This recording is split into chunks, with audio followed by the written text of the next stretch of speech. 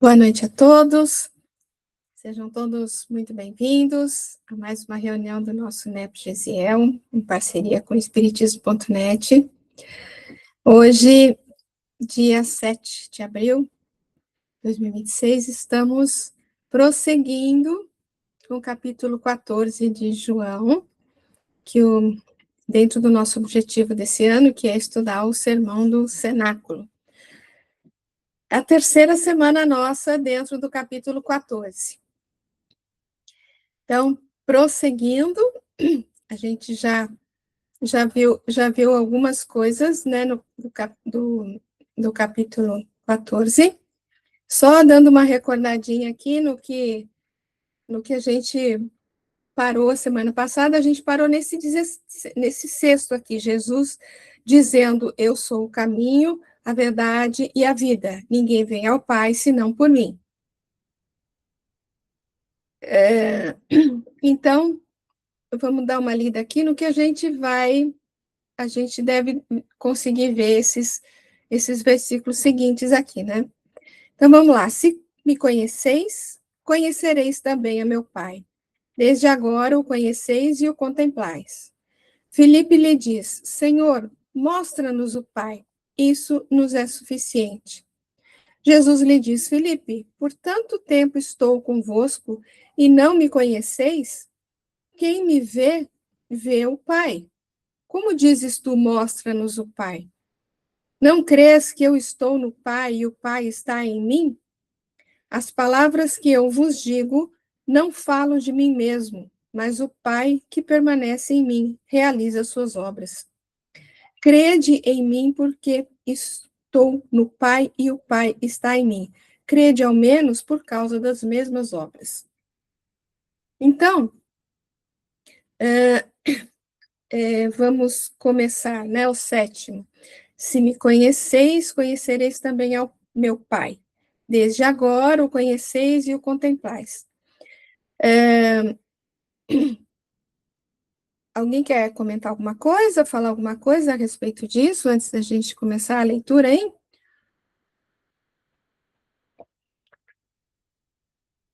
Olha, antes da gente começar a leitura, eu queria relembrar que a gente está seguindo o livro O Sermão do Cenáculo, de Cláudio Fajardo, né? Os textos, a maioria dos textos que estão aqui são retirados do livro do Cláudio, e que a gente agradece mais uma vez, né, o trabalho dele e a oportunidade de a gente estar seguindo esse texto aqui, que é tão lindo, né? Maravilhoso o trabalho dele. Então, só agradecendo a ele mais uma vez, tá? Então, vamos lá. E outra coisa, aqui a gente coloca a tradução do Haroldo Dutra Dias, né? E ele, às vezes, usa algumas traduções um pouquinho diferentes. Então, aqui a gente tem uma pequena diferença, mas que quando é uma coisa assim que difere muito, ele até comenta, né? Mas, às vezes, é uma diferença pequena. Aqui ele fala, se me conheceis, conhecereis. E ele usa, se me conhecesseis, conheceríeis também meu Pai. Uma maneira de fortalecer a ideia que ele vai desenvolver aqui, que eles estavam junto com Jesus há algum tempo já. Isso aqui está acontecendo na Santa Ceia, então significa que pouco mais Jesus iria ser preso já, né? Ou seja, é a última oportunidade que eles têm de estar com Jesus. Então, ficaram com eles aproximadamente 3 anos, mas mesmo assim, parecia que eles não tinham assim, percebido toda a extensão do trabalho de Jesus, ou não tinham entendido completamente, né, qual era a missão, a posição, o que representava mesmo Jesus para eles, né? Então, se me conhecesseis, conheceríeis. Então, parece que eles ainda não estão, apesar do tempo todo que estavam com ele, parecia que não conheciam, né, aquela figura.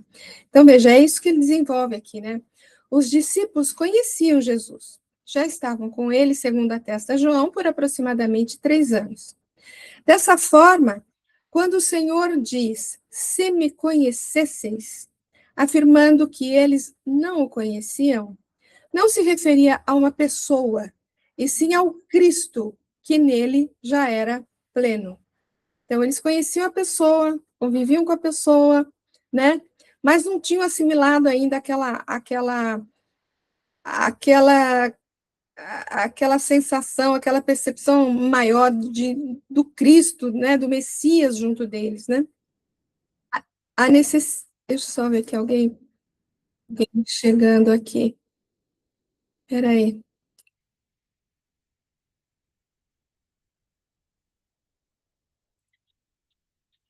É um pouquinho só que estava.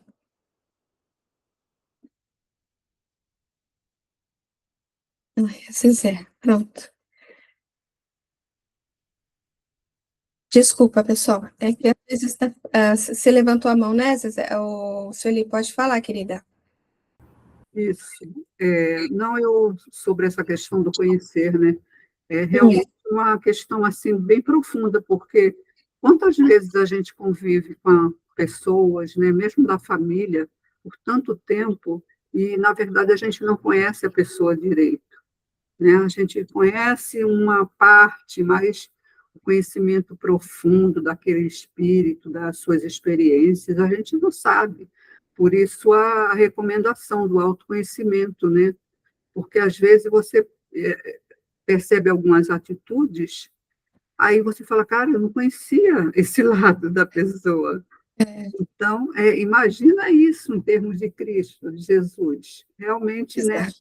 faltava a eles ainda essa evolução para penetrar mais na essência do Cristo, conhecer melhor. Exato. Kleber? É exatamente a direção que a senhora está falando, né? Eles ficavam tão deslumbrados com os efeitos, com aquilo que era muito, muito próximo, né, imediato à vida deles, né, no dia a dia, que certas sutilezas até fugiam ao entendimento, como fugiria a todos nós mesmos. Então, só com o tempo que eles foram conhecendo, quando ele voltou ao mundo maior, aí houve uma autoconfiança maior, uma percepção, lembranças, toques no coração, né, foram abrindo mais e mais, conhecendo ainda. Nós também estamos nesse processo, né, de conhecer Jesus cada vez mais. Muito bom, pessoal, é isso aí. E só finalizando aqui, né, ele acabou falando também do autoconhecimento, né, e ele sinaliza aqui, né, a necessidade do autoconhecimento é hoje incontestável para aquele que pretende realizar sua transformação moral. Só desse modo conhecemos o eu profundo que é Deus em nós. Aí ele faz um comentário que eu achei muito interessante, né? Se me conhecesseis, conheceríeis também meu Pai. Ou seja, só sabendo do Cristo interno que habita em nossa intimidade, olha como isso é importante, que habita em nossa intimidade, isto é, exteriorizando-o, é que conheceremos Deus numa dimensão maior. Pois quando Jesus diz meu Pai, está se referindo a Deus do modo como ele entende, numa compreensão superior que hoje, por sufocarmos toda a manifestação crística em nós, ainda não percebemos. Então, o que a gente entende com isso, né? O que eu acho que ele está... Opa, desculpa. O que eu acho que ele está querendo dizer é o seguinte, que nós temos dentro de nós nosso Cristo interno, né? Ou seja, a centelha divina. A centelha, a gente já comentou sobre isso, né? A centelha divina, que ela pode ser assim, uma luzinha bem pequenininha, e mais que à medida que a gente vai crescendo espiritualmente, que a gente vai evoluindo, essa centelha divina ela vai se expandindo, né? A gente vai tendo uma compreensão maior do mundo, a gente vai tendo uma compreensão maior de Jesus, de Deus, então da vida, né? E quando ele fala, cadê? Aqui, em nossa intimidade, isto é, exteriorizando-o, porque Jesus foi aquele, o Filho de Deus que a gente fala, né? Que é aquela história que o Filho reflete o que é o Pai, né? Então, Jesus foi aquele que refletiu de maneira mais fidedigna todos os atributos de Deus, né? tudo que ele pôde mostrar, exteriorizar, ele estava exteriorizando os atributos de Deus, ele estava exteriorizando a luz divina, né? Então, ele fala que à medida que nós vamos crescendo, nós podemos exteriorizar também. É lógico que no patamar que a gente está, a gente exterioriza, vamos dizer, um bocadinho, né? Em todas as nossas boas ações, nós estamos exteriorizando a centelha divina que existe dentro de nós. Isso vai ficar um pouco mais claro, um pouco mais para frente aqui, entendeu? Agora, vós o conheceis. Bom, aqui a tradução do Haroldo, né, que eu coloquei de novo. Se me conheceis, conhecereis também meu Pai. Desde agora o conheceis e o contemplais. Essa é a tradução do Haroldo. Ele já coloca assim, agora vós o conheceis, já o vistes, porque ele estava exteriorizando a luz divina, né? Então, ó, Deus se revela por meio de suas leis e também pelas próprias criaturas. No caso, Jesus aqui, que estava exteriorizando, né, revelando Deus ali, né? Todos nós, em maior ou menor escala, revelamos Deus em nossos relacionamentos. Evoluir é se capacitar a ser uma imagem do Criador de forma mais pura. Jesus é aquele que, em nosso orbe, com maior perfeição, foi a expressão de Deus, a tal ponto de, muitas vezes, ter sido com ele confundido. Alguém quer comentar alguma coisa? É muito interessante isso, né? Seguimos mais um pouquinho? Aí Felipe fala, mostra-nos o Pai, isso vai ser suficiente para a gente, né? Então, assim, Jesus estava dizendo para eles, né, que ele estava mostrando o Pai, mas o Felipe quer uma coisa mais contundente, sei lá, né, mais real, mais física, sei lá, para ele, né? Então, mostra-nos o Pai. O que ele aqui, ó. Apesar, alguém levantou a mão? Sueli, pode falar. Então, lembra a questão do Livro dos Espíritos, né? Quando fala que nós sentiremos Deus, né, na sua plenitude, pelo menos na sua plenitude, quando a gente tiver, né, como é que eles colocam, meu Deus? Mais um sentido. Tivermos mais um sentido. Falta-nos um sentido, né? Exatamente. Então, a gente manifesta e a gente compreende dentro, como você falou, no nosso grau evolutivo, né, da nossa condição espiritual de agora. Mas a gente vai chegar lá. Deus quiser, Ele quer.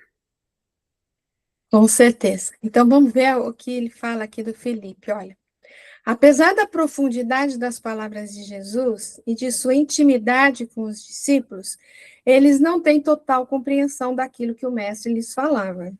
Jesus os educa, preparando cada um, como faz com todos nós, para que cada um, por si mesmo, possa realizar sua comunhão com Deus e, dessa forma, vê-lo.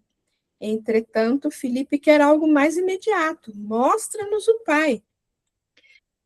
E o Fajardo lembra uma coisa muito interessante aqui, que era a compreensão deles da época, né? Para os hebreus, Abrão e Moisés eram os maiores e mais respeitáveis homens que já tinham existido. Eles tinham, segundo os livros de sua lei, não só visto Deus, como tido dele revelações diretas. Então, quando a gente lê o Antigo Testamento, a gente vê que está escrito que Deus falou com Abraão, Deus falou com Moisés, né?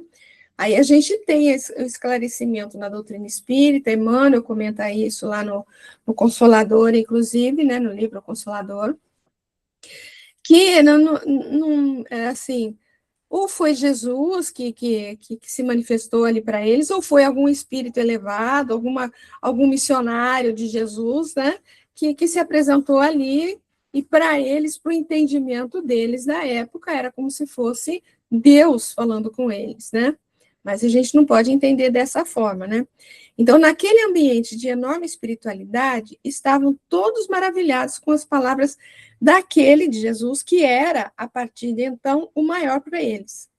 Assim, Felipe não perde tempo. Ele enxerga a possibilidade de ver Deus também, fisicamente. Já que Abraão e Moisés viram Deus, eu estou aqui com Jesus, que é o Messias, então eu vou ter condição de ver Deus também, junto aqui com Jesus. Mostra aí Jesus, né, para a gente. É um estado de imaturidade da criatura, pois Deus é espírito, segundo o ensinamento do próprio Jesus. Porém, nesse estado, esperamos que alguém faça por nós, ou seja, que alguém revele para nós, de fora para dentro, o que só a nós mesmos cabe fazer de dentro para fora, de uma forma definitiva. O Senhor nos trouxe ontem, como ainda hoje, a oportunidade de nos educarmos como ser espiritual. Cabe a cada um de nós optarmos pelo imperecível ou pelo transitório. Essa coisa, né, de construir de dentro para fora, né, de forma definitiva, eu me lembro da questão que a gente viu, né, nas reuniões anteriores, aí a questão do vou preparar-vos um lugar, né? Na verdade, o lugar não é um lugar físico, mas é uma condição física, né? Então, a gente viu que Jesus deu todas as condições, os pré-requisitos, os subsídios todos para a gente construir dentro de nós esse lugar que ele está prometendo, né? E eu me lembro também da questão da fala do Gamaliel, né, para Paulo, que a gente já falou tantas vezes, né, que ele fala que ele reconhece que a terra prometida é o evangelho do Cristo, e que adaptar-se ao evangelho do Cristo é como descobrir um novo mundo que está dentro de nós, quer dizer, é uma coisa que está dentro de nós, que a gente tem que desenvolver para a gente chegar a conquistar esse lugar, né, e para fazer, como está dizendo aqui agora, nesse momento, essa exteriorização dessa luz divina que a gente tem dentro de nós, está aí em estado latente, que a gente vai desenvolver ainda, né? Mas o Felipe continua falando, isso para a gente basta, se você mostrar Deus, é suficiente para nós aqui, né? Ele não queria nada, né? Ele, no contexto em que vivia, tinha por desejo máximo ver o Pai. Era natural que assim fosse. Muito tempo se passou e nós, além de estudarmos as lições do Mengo Rabi, apoiados numa nova mentalidade, temos a própria doutrina espírita a elucidar pontos que ficaram subentendidos nos ensinos do Nazareno. Entretanto, será que intimamente mudamos? O que nos basta nos dias de hoje? Qual o móvel dos nossos desejos? Faz-se importante pensarmos a respeito, pois, se somos reconhecidos pelos frutos que damos à vida, os anseios em que somos portadores é que definem não só a qualidade, mas também a intensidade dos mesmos. Desse modo, ouçamos o filho de Betsaida e pensemos, isso nos basta? Tudo que nós temos, né? Todas as 3 revelações que nós temos nos basta? Deveria nos bastar, né? Mas precisamos pensar se realmente a gente mudou alguma coisa dentro de nós, reconhecendo essas 3 revelações, né? Mas vamos seguir mais um pouco. Aí vamos ver o que Jesus responde para ele, né? E é interessante que é uma característica de João falar uma coisa e repetir aquela coisa, mas ele repete acrescentando um detalhezinho, né? A gente viu muito isso quando a gente estava estudando a carta aos Gálatas. Lembra? Paulo falou diversas vezes a mesma coisa. Mas cada vez que ele falava, ele usava um argumento diferente, um recurso diferente, né? Então, ele repete para fortalecer aquela ideia, né? E é o que vai acontecer aqui, que ele fala aqui, depois ele fala de novo. Mas olha, Felipe, por tanto tempo estou convosco e não me conheceis? Quem me vê, vê o Pai. como dizes tu, mostra-nos o Pai. Então, ele já estava falando que ele estava mostrando a luz divina, né? Exteriorizando tudo que existia do Pai dentro dele, né? Mas aqui ele está reafirmando de novo. E não me conheceis, quem me vê, vê o Pai. Então, vamos ver, ó. Jesus lhe diz, há tanto tempo estou convosco. E é interessante a gente pensar nessa fala, né? Há tanto tempo estou convosco. A gente pode imaginar que ele não está se referindo apenas aos 3 anos que estavam junto com eles, né? Mas ele está conosco desde há alguns bilhões de anos, né? É lindo isso. Jesus é o mestre por excelência. Tudo ensinava a seus discípulos, sem, no entanto, exigir deles o que ainda não podiam dar. Isso é muito claro para nós, né? Jesus nunca dá um fardo para a gente carregar que a gente não consiga carregar, né? Compreendia todos, enxergando-os não só em seu momento atual, como via a possibilidade de cada um como seres pré-existentes e imortais.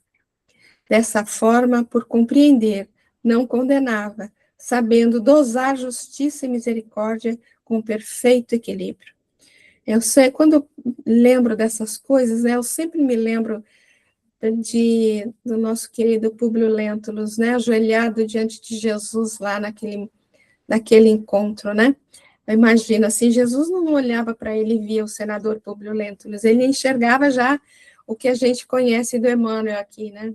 E ele olha para a gente e vê tudo que a gente tem de capacidade dentro de nós. Ele falou para a gente, vós sois deuses, vai falar aqui mais para frente isso, né? Então, ele olha para a gente e vê tudo que a gente pode desenvolver, tudo que a gente tem. Por isso que a ideia da semente é tão trabalhada no Evangelho, né? Vamos lá. Entende o Senhor que Felipe, apesar de seus belos propósitos, não tinha compreendido a essência do seu ensinamento. Assim se faz mais claro, dizendo, há tanto tempo estou convosco, mostrando a ele que, por vivenciar o que o Pai havia programado, por manifestar-se em plena harmonia com a lei, estava fazendo todos compreenderem de onde vinha, qual o seu propósito. Era Deus se tornando visível pela simples ação no bem. Isso é tão importante, né? Porque para a gente entender Deus, né? A gente, como a Sueli acabou de falar, a gente nos falta ainda um sentido, como tá dito no livro dos Espíritos, né? Mas a gente pode ver Deus, como a gente já viu isso, né, dos benfeitores aí nos dizendo, a gente pode ver Deus nas pessoas, na natureza, nos animais, a gente pode ver Deus em toda atitude no bem que a gente visualiza, e a gente exterioriza Deus dentro das nossas capacidades em toda atitude no bem que a gente pode fazer, né? Então, era Deus se tornando visível pela simples ação do bem. Olha que coisa linda que é isso. A gente tem que ver Deus em tudo que é bom que a gente enxerga, tudo que é bom, porque esse é o propósito dele, né? Essa é a programação dele. É a nossa evolução, é a nossa alegria, é a nossa felicidade, é o nosso bem-estar, né? Tu não me conheces, Felipe? Teofania é a manifestação de Deus em algum lugar, acontecimento ou pessoa. Nos textos do Antigo Testamento, vemos várias vezes a manifestação de algum espírito guia sendo confundida com a presença do próprio Criador, que é o que o Emmanuel esclarece bem para a gente, né? Com todos os profetas, né? Não só com Abraão e Moisés, mas tantos profetas que a gente vê no Antigo Testamento, né? Falando que eu vi, que era como Deus falando, né? Era comum dessa forma que entre os discípulos de Jesus, todos judeus, se esperasse também ver Deus face a face. Como eles tinham notícia, para eles, né, eles tinham notícia de vários acontecimentos nesse sentido, né? Todavia, como a missão maior de Jesus era a de educador, Ele esclarece aos seus de tal modo que eles pudessem compreender. Tu não me conheces, Filipe? Como se dissesse, há tanto tempo tenho mostrado as questões essenciais da vida e como fazer para que a sua visão se capacite a ver o invisível, e queres justamente ver o que qualquer um pode enxergar? Lendo isso, eu me lembro muito de uma frase que o Arthur costuma muito usar em algumas falas dele, né? Porque, olha, quando se fala em capacite ver o invisível, né? Porque o que todos nós podemos enxergar? Ele fala, a gente só consegue enxergar o que está morto ou o que vai morrer, né? Pelos olhos físicos. Só isso que a gente consegue enxergar. Agora, o invisível, né, a gente enxerga com outros olhos, né? O Livro dos Espíritos, na questão 11, nos diz que é pela perfeição que conseguiremos ver e compreender Deus, que a Sueli estava comentando, né? Jesus, que já dissera ser o caminho, estava justamente ensinando aos seus que cada qual tinha que, seguindo seus passos, carregando a cruz oriunda da própria negligência para com os princípios que regem o cosmos, atingir a perfeição e, consequentemente, a faculdade de ver Deus. A gente volta aqui naquela ideia que a gente desenvolveu na reunião passada, quando ele fala da questão de vou preparar-vos um lugar, né? Que ele traz todo o caminho, ele fala, ele é o caminho, né? Ele é o caminho para a gente seguir. Então, olha, dissera ser o caminho para justamente a gente conseguir conquistar esse lugar que ele está falando, né? Ensinando que para a gente conseguir isso, para a gente conseguir esse lugar que ele está preparando para nós, é seguindo todos os seus passos, todas as suas orientações. Quando ele fala carregando a cruz oriunda da própria negligência, ou seja, carregando aqui o nosso fardo devido às nossas imperfeições trazidas, nossos débitos trazidos do passado, né? Para a gente carregar, para a gente conseguir isso, né? E atingir a perfeição.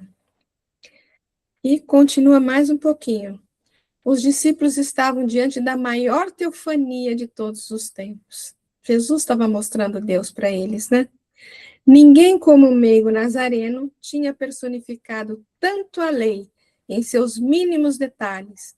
Entretanto, eles ainda não compreendiam isso.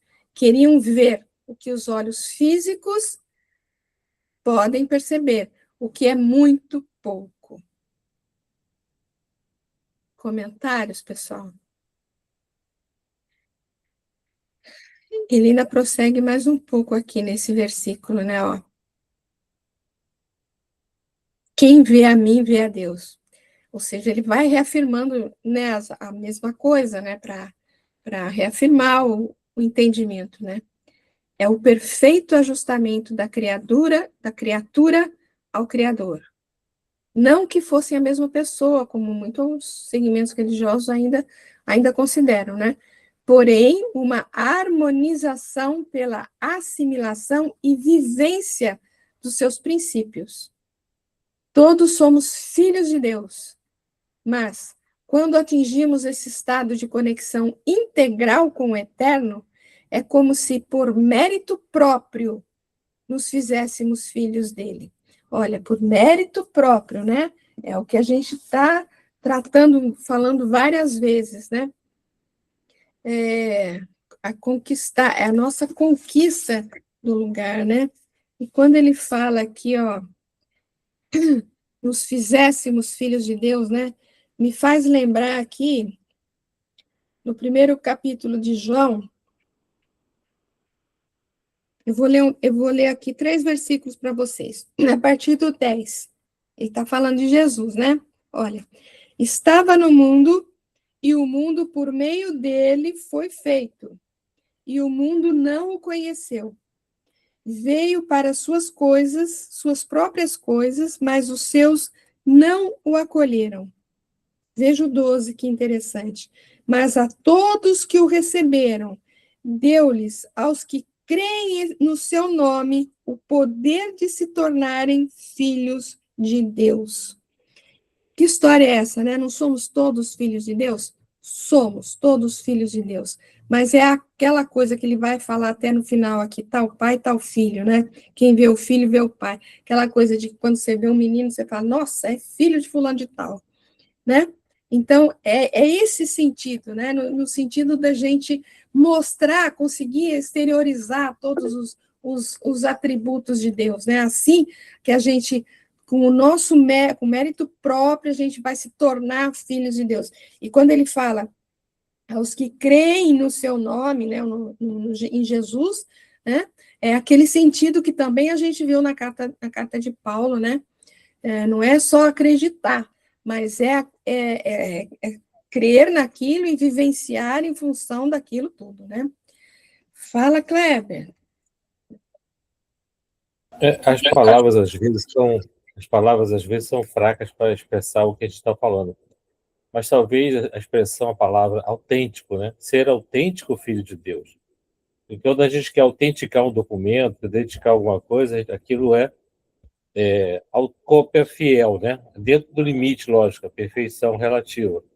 Mas acho que o sentido da palavra seria esse: sermos autênticos filhos de Deus, na sua expressão máxima possível no nosso como espírito, né? Muito legal essa colocação. Então, olha, aqui acho ele fala exatamente isso, né? Um pai pode ter vários filhos. Entretanto, se um deles faz a mesma opção do pai, passando a se identificar mais com ele, o pai continua sendo pai de todos. Porém, aquele que se identificou mais com ele se fez um filho num grau maior de afinidade, a ponto de podermos dizer tal pai, tal filho. Quem vê o filho, vê o pai. E seguindo, Deus é o pai de toda a criação. Entretanto, quando conscientes aceitamos essa paternidade no sentido de cumprir seus mandamentos, nos tornamos unos com ele, podendo até dizer tal pai, tal filho, ou ainda quem vê a mim, vê o pai. É aquela coisa da obediência à lei divina, né? Obediência a Deus, que é uma palavrinha que às vezes incomoda algumas pessoas, né?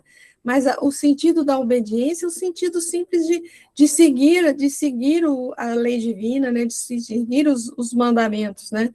É nesse sentido, né? Como podes dizer, mostra-nos o Pai? Jesus disse, o reino de Deus está entre vós. Em outro momento, lembrando os textos das Escrituras, assim se expressou, não está escrito na vossa lei?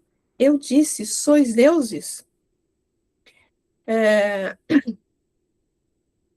Está escrito nas Escrituras e a gente pode dizer também que está na nossa consciência também, né? Dessa forma, quis ele que entendêssemos que a busca por Deus não deve ser uma atitude simplesmente exterior, no sentido de buscá-lo em algo ou em alguém, que era o caso de Filipe aqui, né?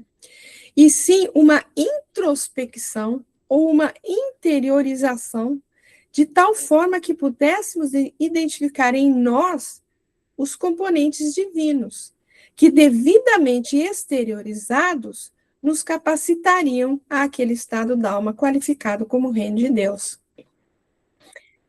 Jesus já conhecia tudo isso, pois já tinha percorrido o caminho de retorno a Deus. Dessa forma, foi ele a lei viva, o verbo vivo, que se fez carne, a exteriorização plena da virtude, né? Que João fala, né? Tabernaculou entre nós, né? E a gente lembra aqui de Paulo falando também das cartas vivas, né? Ele foi a carta viva mais viva, né? Mostrando Deus.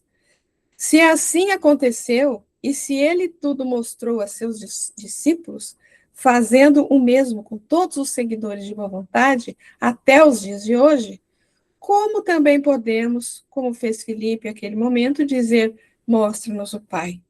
Ou mais explicitamente, onde podemos encontrá-lo com medida ponderável, como medida ponderável.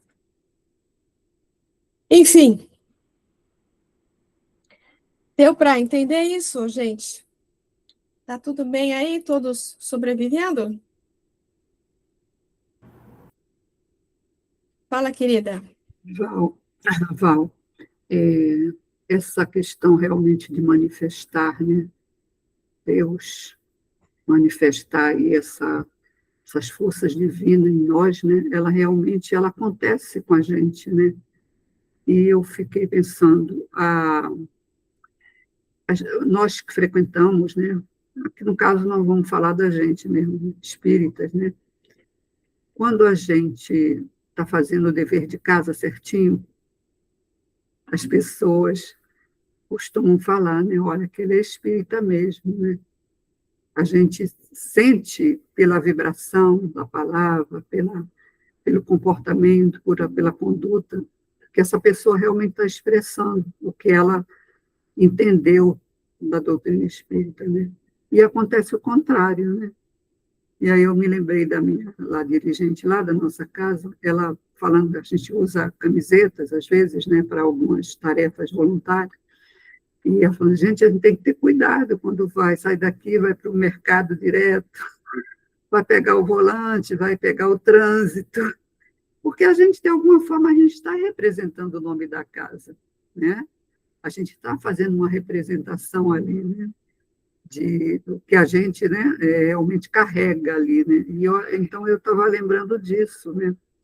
Quando você falou dos Gálatas, e eu estava exatamente pensando nos Gálatas quando Paulo, né, ele fala lá, ele tendo como um pai espiritual daquelas pessoas que tem ensinado tanto, tinha tantos ensinado, ele realmente fica indignado, porque ele percebe lá ainda aqueles ranços judaizantes, né, em alguns, ele fala, mas eu ensinei, eu tive tanto cuidado, eu tive tanto zelo, como é que vocês estão fazendo, né? Quer dizer, na realidade, é o processo de cada um, né? Eu me lembro da Lenice, quando ela fala, você gosta muito de falar do processo, e é processo, gente, porque não é de uma hora para outra, não é de uma encarnação para outra, é um processo longo, que a gente, aos pouquinhos, vai internalizando esse sentido mais profundo, né? Desse Cristo interno. É isso que eu lembrei, gente. Desculpa aí. Imagina, desculpa de quê, menina? Olha aqui, tem que falar mesmo. Tá pensando aí, tem que pôr para fora. Vamos lá, gente. Seguindo, né? Não crês que eu estou no Pai? Ele continua reafirmando a mesma coisa, né? E usando outras palavras, mas como a gente falou, ele repete e acrescenta mais alguma coisa, né? Não crês que eu estou no Pai e o Pai está em mim? As palavras que eu vos digo não falo de mim mesmo, mas o Pai que permanece em mim realiza as suas obras. Vamos lá, é mais fácil, melhor ler do que ele. Não crês que estou no Pai e o Pai está em mim? Jesus usa palavras simples, de fácil entendimento, para elucidar pontos de grande alcance filosófico. Ele já havia dito da relação daquele que se fez filho com o Pai em outros momentos. Desse modo, lança essa pergunta como que pedindo ao amigo a confirmação se ele crê ou não no que vinha dizendo, e não só a eles, discípulos, como ao povo e aos líderes judaicos. Jesus não é o Pai, mas está no Pai. Do mesmo modo que Pai não é o Filho, mas está no Filho. Ou seja, é aquela sintonia perfeita, né? Não existe... É a sintonia perfeita, é a comunhão, né? A conexão perfeita, né? As palavras que vos digo, não as digo de mim mesmo. E a gente tem lá no Livro dos Espíritos, né, que Kardec comenta que ele era como que o médium de Deus, né? Confirmação que o que ele dizia era verdade. Jesus não era um líder que defendia ideias próprias, por isso mesmo falíveis, mas um enviado de Deus, plenamente ajustado aos seus desígnios, ou como ele mesmo diz, um servidor de todos. Ele mesmo já dissera que quando alguém ouve e compreende a palavra do reino, dá frutos e produz. As palavras que saíam de sua boca vinham diretamente da fonte que é a causa primeira de todas as coisas, pois ele era, conforme nos informa a codificação espírita, um médium de Deus, que está na Gênese também.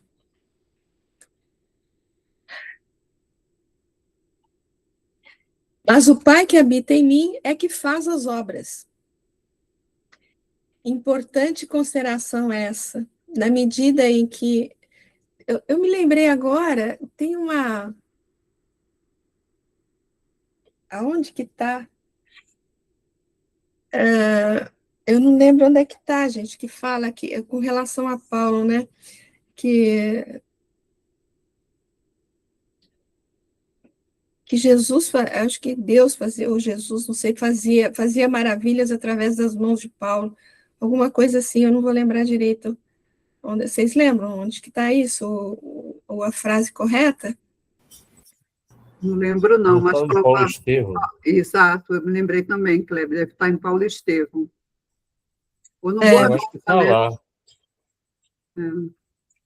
Mas vamos lá, depois a gente vê, procura aí. Importante consideração é essa, na medida em que o Senhor vincula as palavras que diz às obras que realiza. Obras essas que não são fruto da lei, mas do amor pleno daquele que o enviou. Era comum, àquele tempo, quando se falava em obras, referir às obras da lei. Lembra que a gente falou muito disso na carta aos Gálatas também? Ou seja, aos rituais próprios do judaísmo, que tinham que ser seguidos. É por isso que o apóstolo dos gentios afirma, sabendo que o homem não é justificado pelas obras da lei, mas da fé em Jesus Cristo. Né? Lembra, a gente trabalhou bastante isso, né? Que quando Paulo falava obras da lei, né, obras da lei, ele se referia àqueles, como está aqui, rituais próprios do judaísmo, né? Aquela coisa de lavar a mão, dos holocaustos, das oferendas, aquelas coisas todas, todos os atos exteriores, né? E não obras como uma obra no bem, uma coisa assim, né? Mas, seguindo mais um bocadinho, então. Jesus diz, o Pai que habita em mim é que faz as obras, mostrando ele a excelência da obra que realiza. Essa é a palavra da verdade, não aquela que verbalizamos em nome da mentira ou do interesse próprio. Desse modo, colocamos-nos a pensar. Todos nós, de uma forma ou de outra, realizamos obras. Em nome de quem assim estamos fazendo? Não esquecendo nunca o que diz o mestre. Nenhum servo pode servir a dois senhores, porque ou há de aborrecer a um e amar o outro, ou se há de chegar a um e desprezar ao outro. Não podeis servir a Deus e a Mamon. Então, pensando no que a gente, em cada ato que a gente faz, né, está vinculado a quê? É aquela análise diária que a gente tem que fazer, né? De tudo que a gente fez, como fez, com que sentimento que regeu aquele ato, né? Tudo bem, pessoal? Tudo? Tô falando bastante hoje, né? Tô mais lendo do que... Mas aí tem na sequência um texto do Emmanuel que ele comenta esse versículo aqui que a gente está comentando, né? Espera por Deus, mas o Pai que está em mim é quem faz as obras. Tem algum microfone aberto aí, gente? Pronto.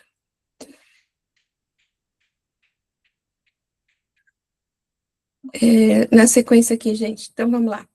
Vamos ver o que o Emmanuel fala para a gente. saibamos buscar o pensamento divino, atuante em todas as formas da vida, trabalhando na construção do bem, mesmo que os quadros da luta humana se nos mostrem tisnados pela sombra do mal. Então, que façamos a nossa parte, né? Embora a gente está vendo tantas coisas complicadas por aí, que a gente faça a nossa parte, né? Que a gente tente fazer da melhor forma, sempre buscando, como diz aqui, o pensamento divino, né? Vamos lá. Observa a planta frágil, muitas vezes desfigurada pelo bote de insetos daninhos ao surgir da semente. Parece uma excrescência no barro de que se envolve. Entretanto, encerra consigo as potencialidades que a transformarão em árvore vigorosa. Isso é muito interessante, né? Que a gente tem até o texto lá, né, do Livro dos Espíritos, que na verdade, ele fala de quando a gente vive isolado, né? Isolado da sociedade, que a gente nasceu para viver em comunidade e que isolado o espírito se estiola, ele usa, né?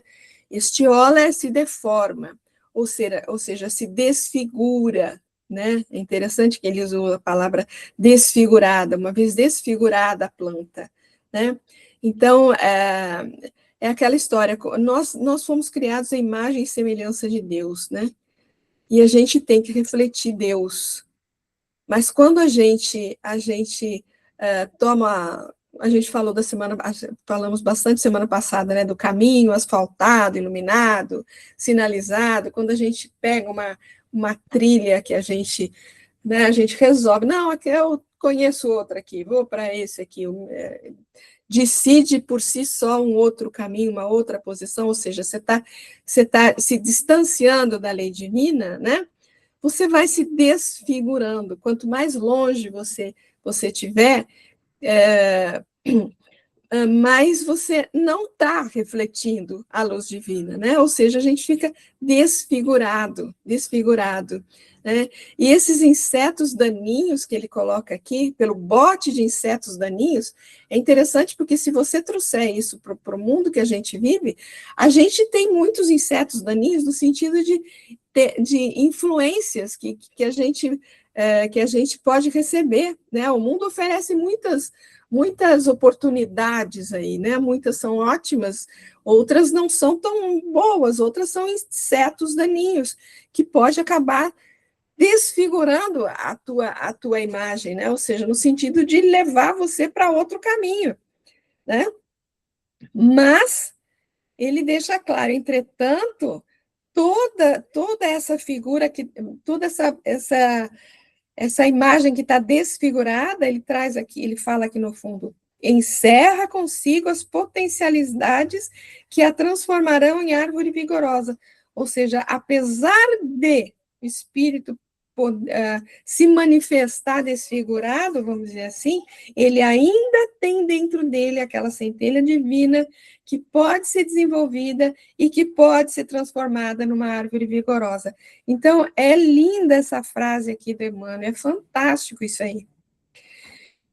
Ele traz aqui tudo que a gente aprendeu da doutrina espírita, gente, tudo que a gente aprendeu do evangelho, né? Nós somos essa sementinha aqui que precisa ser tratada, precisa ser cuidada, né? Para se tornar essa árvore vigorosa, que todos temos condição de nos tornarmos, né? A evolução é uma fatalidade. Fita a criança recém-nata, em muitas circunstâncias tocada por enfermidade inquietante, vagindo nos braços maternos, mas se assemelha a pobre farrapo humano, guardado pela morte, todavia traz na própria formação orgânica, aparentemente comprometida, a força que a transfigurará, talvez, num condutor de milhões de pessoas. Então, você pode pensar um bebê aí que pode estar passando por tantas dificuldades, né, por tantas enfermidades, talvez aí num reajustamento, né, num resgate, talvez, mas que pode se transformar naquela árvore que ele falou aqui, naquela árvore vigorosa, né, e se transformar nesse condutor de milhões de pessoas, né. É lindo isso, gente, pensar que uma criancinha ali, um bebê, né, bom, não julgues o sofrimento por mal. A tempestade carreia a higiene da atmosfera, né? Tantas vezes tem no livro, é um livro do Leon Denis que ele fala, se eu não me engano, das guerras. Eu não lembro exatamente o título do livro, mas ele fala sobre as guerras. E ele conta, né, a história lá quem que é a outra encarnação do Judas? A heroína lá Joana d'Arc. Joana d'Arc, né?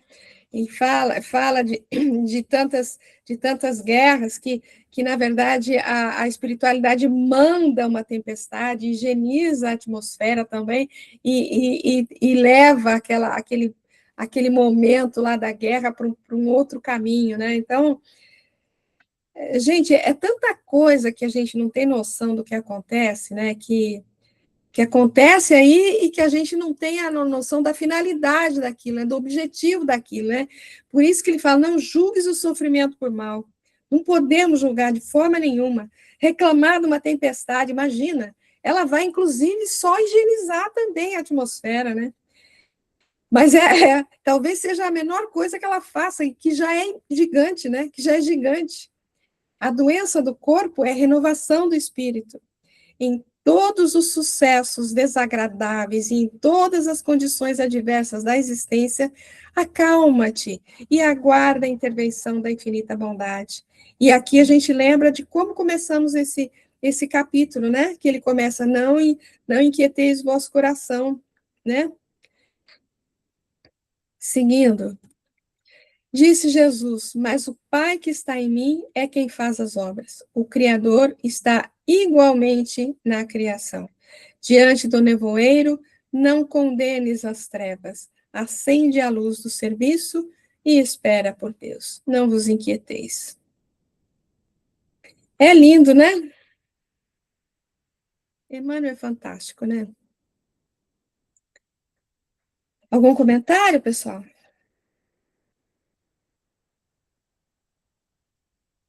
Depois de Emmanuel é difícil, né? Pois, Emmanuel.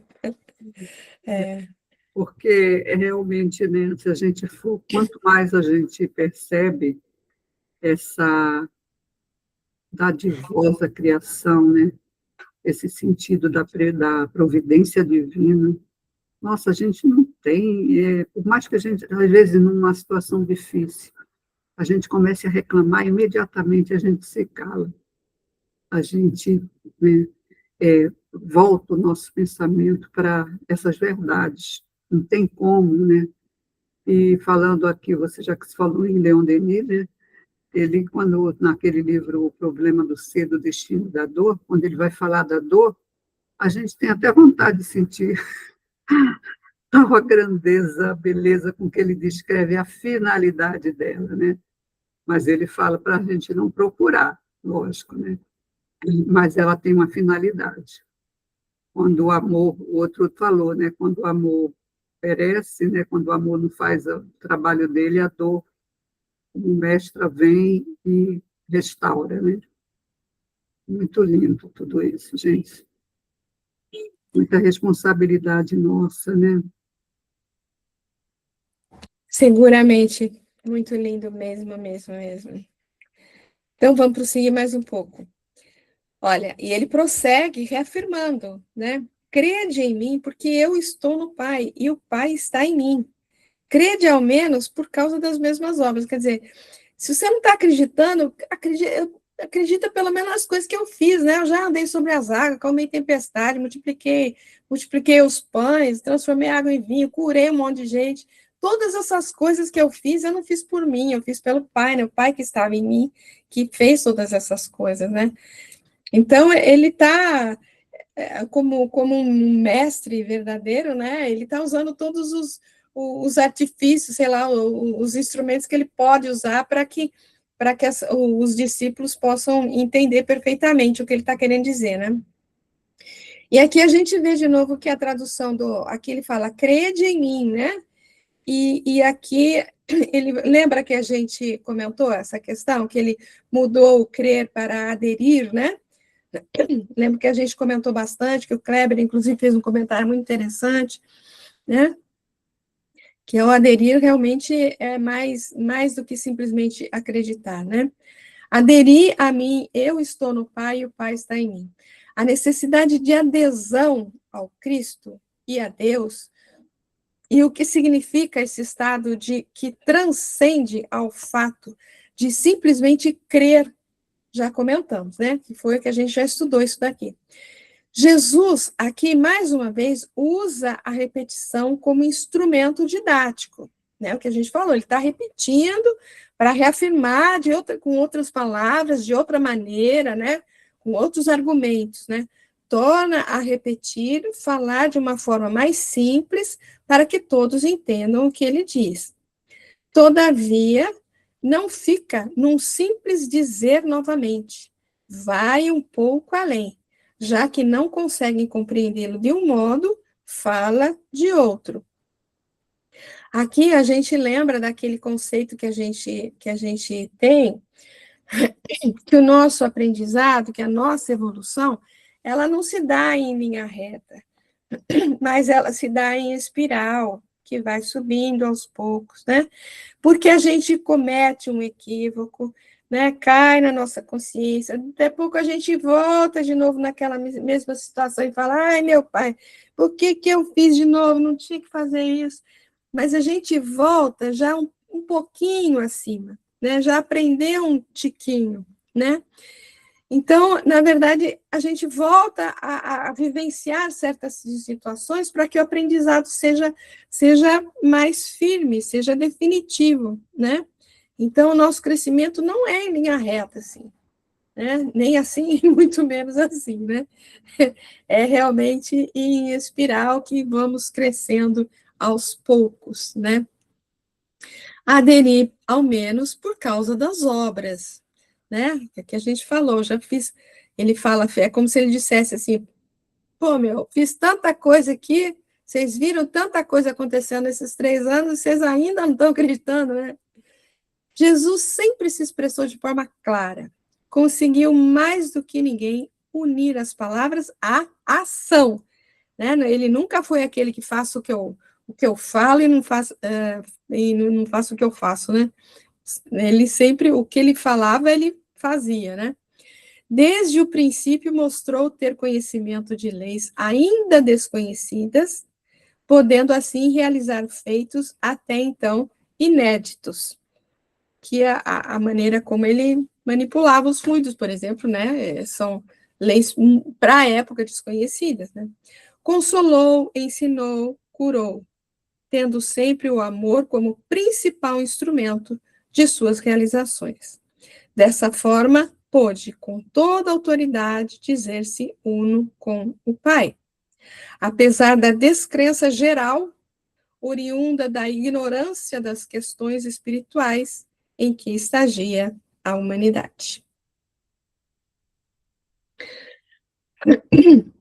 Tudo bem? Então, seguindo, eu estou no Pai e o Pai está em mim, disse ele. Como não compreendiam essa verdade, continuou, aderia ao menos por causa das obras. Era preciso mostrar àqueles que insistiam em recalcitrar o porquê de sua autoridade. As obras que ele fazia estavam às vistas de todos. Eram voltadas para o interesse universal, visando o bem comum. Eram, em outras palavras, obras daquele que o enviou. Por isso eram sempre positivas, causando em todos admiração. Não creem em minhas palavras, não aderem a elas, creiam então nas obras, adiram pelo menos por elas. E lembrando, né, no outro grupo aí que a gente está coordenando, a gente está vendo lá as tentações no deserto, né? E por exemplo, na primeira tentação, né? Se for filho de Deus, transforma esses pães, essas pedras em pães, né? E uma das coisas que é levantado é que ele podia fazer isso, né? Ele teria, quem fez tantas coisas, tantas obras, talvez ele pudesse transformar um pão, uma pedra em pão, né? Mas a gente vê que todas as vezes que ele usou os poderes divinos para fazer aí todos esses fenômenos, ele sempre usou em benefício do outro. Isso seria em benefício dele próprio. Então, usaria os poderes divinos em benefício dele próprio, da forma que ele podia estar sentindo, né? Isso ele jamais fez, né? Todas as vezes que aconteceram os fenômenos foi em benefício de alguém, né? Ou de um grupo, ou de uma situação, de salvar os discípulos da tempestade, etc. Hoje, ainda temos imensa dificuldade em crer no bem como força capaz de tudo transformar. Pensamos no Cristo como se ele fosse... Olha que interessante isso. Pensamos no Cristo como se ele fosse alguém tão especial, que por isso podia tudo fazer. Nós somos tão imperfeitos, nada conseguimos realizar. Expressamos-nos assim, esquecendo que, se ele é especial, é porque se fez especial, e que se nos fizermos ajustados à lei maior da criação, tudo também conseguiremos. A gente volta naquilo que a gente comentou várias vezes hoje ainda. Ele está preparando um lugar para nós, né? Ele já preparou o lugar para ele. Ele já fez a conquista, ele já percorreu todo o caminho necessário, né? E ele já moldou o espírito dele, por isso que ele se fez espiritual, né? Ele não simplesmente ele se fez espiritual, especial, foi conquista dele, né?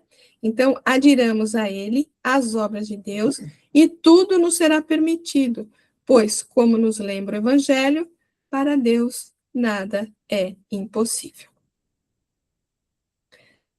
E aí, crianças? Fala, querido.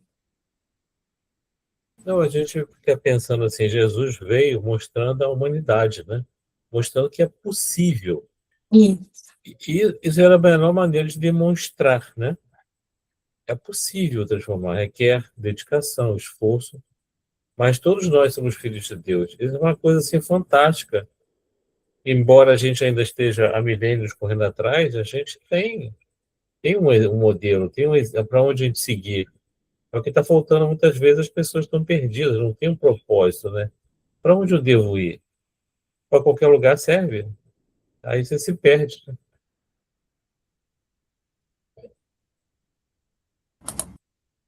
Muito bom, querido. Muito bom. Vamos seguir mais um pouquinho, gente. Mais um aqui ainda. Amém, amém vos digo.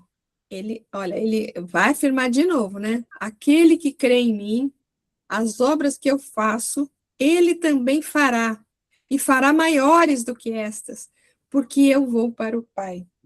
Então, ele tá, olha, é o que a gente acabou de falar, o que o Kleber acabou de falar, né? A gente vai ser capaz de fazer tudo que ele faz, né? Como ele falou, como está aqui, né? Ele se fez especial, né? E a gente pode se tornar especial também, né? Especial no sentido de perfeita conexão com ele, né? Vamos lá. Em verdade vos digo. Lembrando que quando ele fala em verdade vos digo, ele está querendo dizer, afirmando, né, que aquilo que ele vai falar é realmente muito importante, né? Quem adere a mim fará também as obras que eu faço. O pronome que define para nós quais são os que se capacitarão para realizar o evento. Ou seja, todos poderão, desde que devidamente ajustados ao plano diretor da criação. Ajustamento esse qualificado pela expressão adere a mim, isto é, pela vinculação e pelo comprometimento do nosso eu, do nosso Cristo interior, né, com os ensinamentos evangélicos, o que é a exteriorização do próprio Cristo. Aí ele está voltando no que ele falou lá no começo, né? Que a gente consegue, que a gente tem a nossa centelha divina, que a gente consegue exteriorizar Deus em todas as nossas boas ações, né?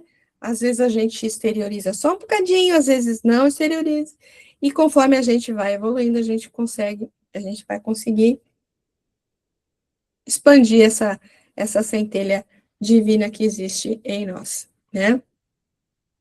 Se assim fizermos, poderemos também, como nos ensina o Senhor, realizar as obras que ele faz, pois estas estão diretamente ligadas à capacidade de conexão com o Pai. É aquela conquista do lugar que a gente falou, né, que eu achei tão linda essa questão, de vou preparar-vos o lugar. Como Jesus é quem melhor expressou essa unificação com o Criador, ele se fez o caminho, a ponte que mais facilmente nos liga ao Eterno. Assim podemos também fazer, se em nome dele. Que é o que o Kleber falou, né? A gente tem a receita certinha para seguir, né?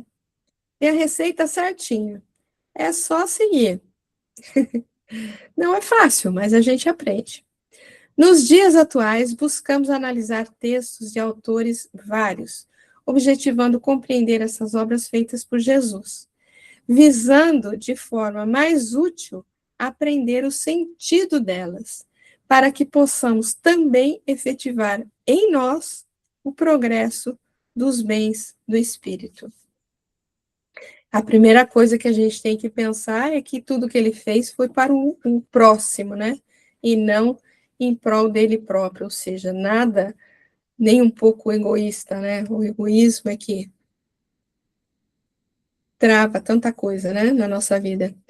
Ocorre, porém, que, em muitas ocasiões, somos despertados, não pela essência da obra, mas por seu significado no mundo objetivo.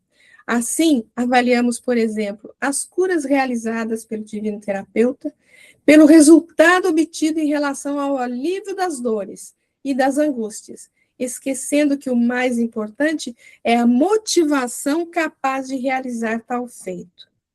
Porque se vem o alívio e não nos modificamos intimamente, pela via do amor, de nada adianta, pois a recidiva é certa. É aquela coisa, né? O sofrimento, a angústia, a dificuldade, a enfermidade, ela só vai existir enquanto ela for necessária. Enquanto ela for necessária para a gente conseguir sublimar, para a gente conseguir, assim, depurar alguma questão que existe dentro de nós. Enquanto a gente não conseguir resolver essa questão, essa dificuldade ela vai permanecer.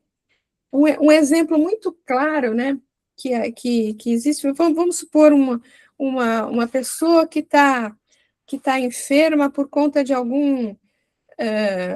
por conta de bebida. Vamos supor um exemplo assim bem objetivo, né?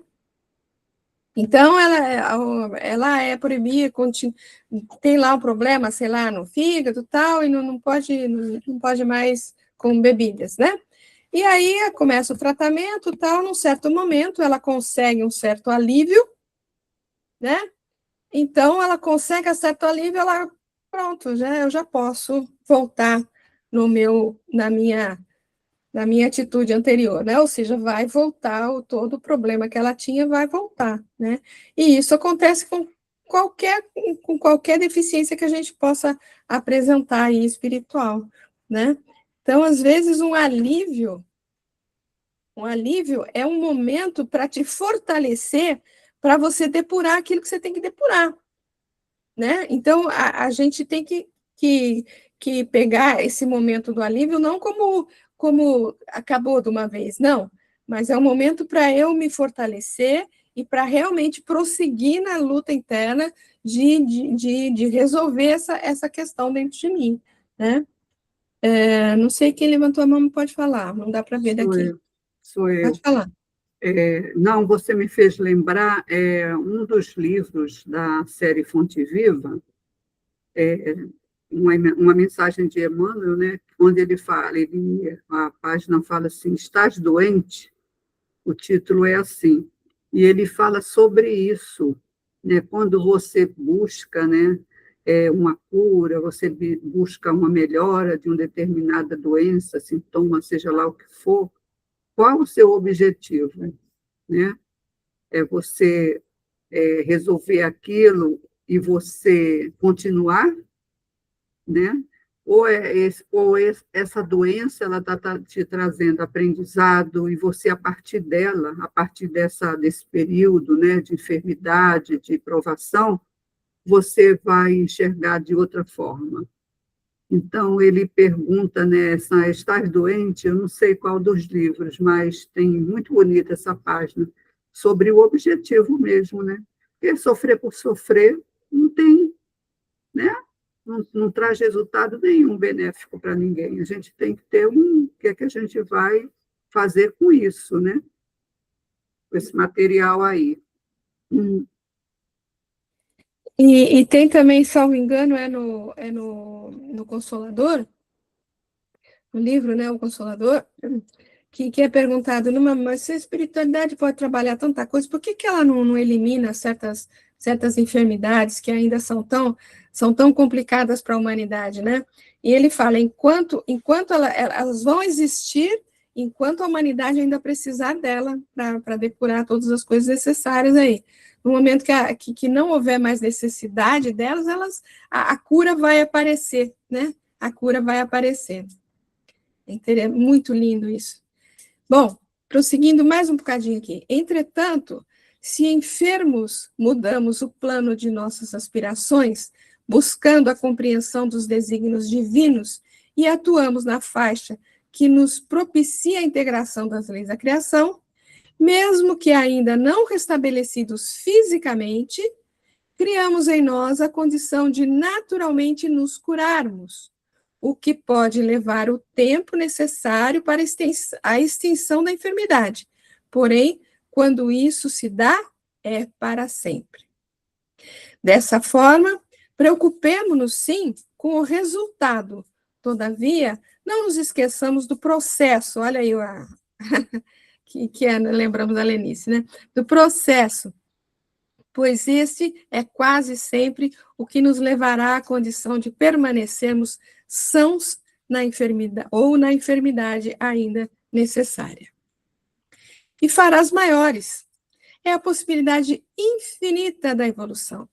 Admiramos os feitos de Jesus quando encarnado entre nós, mas esquecemos que ele já realizou e realiza outros ainda maiores. A gente não tem noção de toda a potência, toda a capacidade de um espírito crístico, né? Foi ele que, autorizado pelo Criador, tomou para si a responsabilidade da direção espiritual de nosso orbe, dando a todos nós condições perfeitas de vida, de acordo com o objetivo e a situação de cada um. Assim, uniu o hidrogênio e o oxigênio, fazendo a água tão necessária. Preparou os recursos para que a luminosidade incessante do Sol não nos prejudicasse. Projetou planícies e planaltos de tal forma a atender às necessidades de todos. O Evangelho Consolador nos afirma, e fará maiores, mostrando-nos do que somos capazes se, por processo de seleção, nos adequarmos ao verdadeiro sentido da vida. A gente não tem noção de tudo que é feito, né? É uma coisa tão fantástica isso tudo, que... Nossa Senhora! Fala, minha flor! Boa noite. Boa noite. A lição que a Sueli se referiu está no Fonte Viva, é a lição 86, Estás doente? E realmente mostrando, né, como que nós somos capazes, né, de nos refazermos fisicamente, porque a causa maior está no espírito, né? E muitas vezes são coisas que nós precisamos passar, né? Quando não conseguimos a cura, e outras são formações de nossa própria mente. Então, Emmanuel dá como remédio o serviço constante, né? A importância da gente trabalhar e caminhar para frente. Eu estava. Você comentou aí uma coisa, né? Que Jesus sempre, nunca fazia nada para ele, né? Nunca fez nada para ele próprio. E isso fica muito comprovado ali na crucificação, né? A gente tem o hábito aqui em casa de toda Páscoa, a gente assiste um filme de Jesus, sabe? E a gente acha legal porque é uma forma da gente relembrar, né, as passagens e tal. E aí a gente estava comentando exatamente sobre isso, né? Que ele poderia ali naquele momento, né, fazer tudo diferente, né, com todo o poder que ele tinha, mas a, a fidelidade dele ao Pai é algo assim, né, superior, e ele vai até o fim da missão dele com essa força, né, que nos mostra, inclusive, quando estivermos com grandes dificuldades com as nossas cruzes, de que, às vezes, é preciso suportar, né? É ter força e coragem para suportar. E eu acho, assim, que nós vivemos momentos... Boa noite, Sueli. Momentos, assim, bem...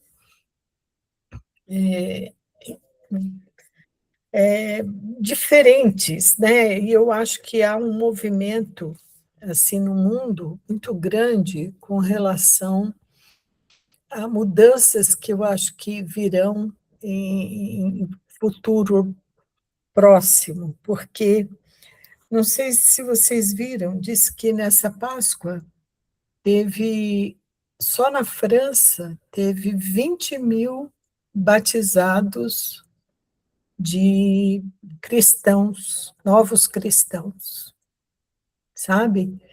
E, e eu não sei se vocês viram também o que o astronauta da Artemis falou antes de ir para a parte oculta da Lua. Vocês não viram? Ele, Não vi. ele fala assim que precisamos de Jesus, seja na Terra ou orbitando na Lua. No momento antes deles irem, né, porque eles iam ficar sem comunicação a partir daquele momento, né? Aí você pensa assim, poxa, numa hora crucial, né? Imagina, está lá do outro lado da Lua, sem comunicação com a Terra, e você, o que você vai pensar, né? Então vem Jesus. Isso eu acho que para o mundo foi uma coisa muito boa, né?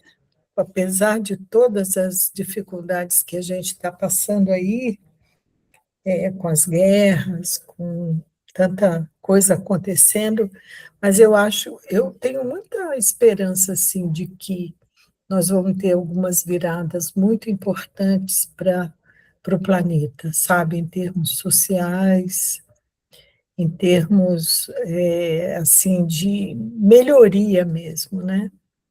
E a gente estava lembrando que o Chico, no Pinga Fogo, ele comentou sobre a questão da Lua, que se não acontecesse guerra, o homem iria à Lua e faria da Lua como se fosse como é que se fala? Uma estação para que ele pudesse alçar voos, né, maiores a partir dali. Está lá no Pinga Fogo, ele falou isso. Então, a gente está vendo esse lance da Lua, né? Aí veio assim uma onda de muita esperança aqui para nós. Né? Eu acho que as tribulações vêm, mas Jesus é o grande vencedor, né? Eu acredito muito que a humanidade ainda vai ter muitas situações difíceis, mas que a gente não pode desanimar, não nos cabe né, esse ficar doente e desanimado no meio do caminho. A gente tem que perseverar no nosso trabalho, no nosso dia a dia, não é com feitos estrondosos, mas com a persistência, né, do coração que confia e que caminha para frente. Esse é o convite dele, né? E eu acho que nessa passagem do Evangelho, ele deixa isso muito claro. Eu acho que a grande mensagem dele para os apóstolos, para nós, né, foi essa, assim, a luta é grande, mas fique firme, persevere. Eu estou aqui, eu estou junto, eu vou continuar com vocês, né? Então, isso deu muita força. E claro que a volta dele, depois da crucificação, foi a cereja do bolo do Evangelho, né? Que vem, assim, comprovar toda a verdade da imortalidade da alma. E isso, né, ficar ele 40 dias, e ele ainda dizer que nós podemos fazer igual ou mais que ele, eu acho que a gente tem que confiar, né? Somos o cisco do cisco, né? Como Chico dizia que era o cisco, nós somos cisco do cisco, mas vamos em frente. É isso, pessoal, que eu queria comentar. Muito obrigada, Zezé. Foi muito linda a sua fala, viu? Mas, assim, trouxe a lembrança da esperança que a gente tem que ter, né? Que a gente tem que ter. Muito linda essa questão do astronauta, eu não sabia, não. E as duas informações, né? E os batizados na França também. Tem muitos movimentos acontecendo, né? Por aí, que graças a Deus, né? Parece que promete, né? Promete essa mudança que você comentou aí, essas muitas coisas boas que poderão vir e devem vir, né? E virão, né? A gente sabe que virá sim, porque por tudo que ele falou, por tudo que ele deixou para a gente, né? E só para que a gente já está quase praticamente no nosso horário aqui, mas eu vou só ler mais um pedacinho para a gente encerrar esse versículo, gente. Porque eu vou para o Pai. A ida de Jesus para o Pai significa, naquele momento histórico, sua desencarnação e sua volta aos planos superiores da espiritualidade. Tem ela o objetivo de deixar seus adeptos entregue a si mesmos, de tal forma que eles pudessem vivenciar o que aprenderam com ele, amadurecendo desse modo para a vida plena. A gente comentou isso, né? Que, na verdade, existia necessidade dele deixá-los por conta própria para que eles pudessem, né, aprender vivenciando, né? Esse amadurecimento, né, como ele fala aqui na sequência, esse amadurecimento faria com que eles, exteriorizando de forma mais significativa o Cristo que há na intimidade de cada um, pudessem realizar obras dignas de ser qualificadas como as do próprio Senhor, ou ainda maiores do que estas. Tanto é que eles realizaram muitas obras que até então eles não conseguiam, né? E, na sequência, o que faria, então, que os seguidores de Jesus crescessem em espiritualidade não seria a sua simples ida para o Pai, mas o amadurecimento daqueles que, em seu nome, continuassem a vivenciar o amor por ele ensinado. dizendo que essas obras seriam maiores do que as que ele fazia. Não estava Jesus preocupado em classificá-las quantitativamente, mas em mostrar o que cada um é capaz de ser, ajustado ao objetivo maior da criação. Desculpa.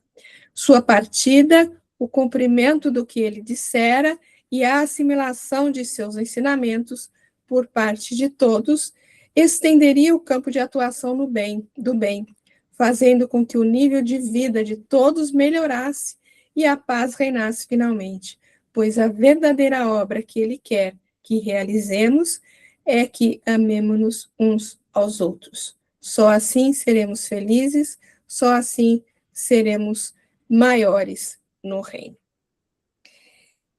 E aqui encerramos a noite de hoje. Algum comentário, pessoal? Desculpa que eu li meio correndo aí, porque a gente já está no nosso horário. Mas podem fazer comentários, sem problemas. Não? Sem comentários? Sem comentários. Eu Então, acho que fica, viu, Valdete? Eu penso que fica para nós, né? Toda essa reflexão de que ainda não somos capazes de fazer de ter esse comportamento todo grandioso de Jesus, mas ele também não nos pede isso, né? Ele pede a nossa insistência, pede que a gente continue a fazer o pouco que seja. Até quando você falou ali a respeito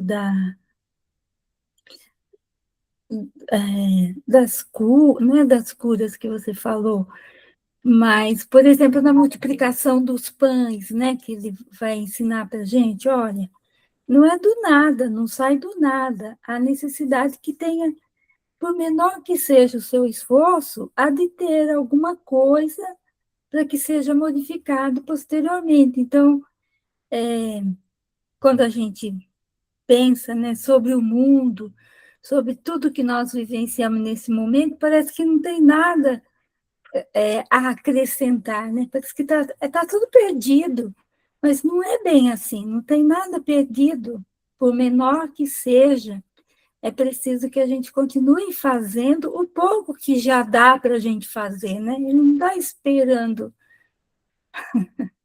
obras imensas da nossa parte, né? Então, hoje, por exemplo, eu estudei bastante no Evangelho a respeito disso, de que às vezes nós temos esse pensamento pessimista, que parece que não dá para fazer nada, parece que nós estamos perdidos, mas ele é o comandante, né? Ele é o governador do planeta. Impossível que ele esteja só nos observando sem fazer nada. Há necessidade que a gente faça algo, não perca essa esperança, essa vontade, né, de realizar. Então, para mim foi bastante importante a nossa leitura de hoje. Eu agradeço a participação, a oportunidade, né, de estar aqui pensando sobre tudo isso. que ótimo, Rossi. Muito obrigada, querida. Obrigada mesmo. Foi muito bom o que você colocou. Muito bom. Que a gente fique feliz em conseguir fazer o que a gente faz hoje, né? É a parábola dos talentos. A gente tem que ficar feliz com o talentinho que a gente tem e tentar multiplicá-lo, né? Kleber, querido. A Rose, você me fez lembrar do capítulo 17 do Evangelho que fala, né? Sede perfeitos. Aí a gente fica assim, mas peraí, como é que é ser perfeito, que é modelo? Jesus quer que a gente faça o melhor possível. O melhor possível. Em cada experiência que a gente tenha de vida, no dia a dia, que a gente se esforce para fazer o melhor, façamos o melhor cada vez. Aí a gente vai estar na trilha, no caminho que ele ensinou. É isso que a gente tem que também, senão a gente fica aflito, sobrecarregado, né? A gente tem que ficar assim, eu quero fazer o melhor. Eu acho que é essa inspiração nele. E às vezes, né, nós sentimos igual os discípulos, né? Poxa, mas você vai embora, e agora? O que nós vamos fazer aqui sozinho? O propósito dele é exatamente isso. Eu fiz tudo o que eu podia fazer junto com vocês. Agora, a parte a continuidade é de vocês, não é? Então, às vezes a gente sente como eles, né? Puxa, mas Deus nos deixou aqui desamparado, como? Mas não estamos. É isso aí. Não, não estamos desamparados de forma alguma, né? Mais para frente ele vai falar, não, não os deixareis órfãos, né? A gente vai ver isso, né? Nesse mesmo capítulo, né? Pessoal, muito, muito, muito obrigado. A reunião foi ótima, os comentários foram maravilhosos. E encerramos aqui, então, hoje. E se Deus assim o permitir, semana que vem a gente está de volta. Rose, não vai embora, não. Fica aí, espera aí, tá? Se Deus assim o permitir, a gente volta semana que vem, prosseguindo aí com esse capítulo, né? Então, um beijinho no coração de todos. Fiquem com Deus.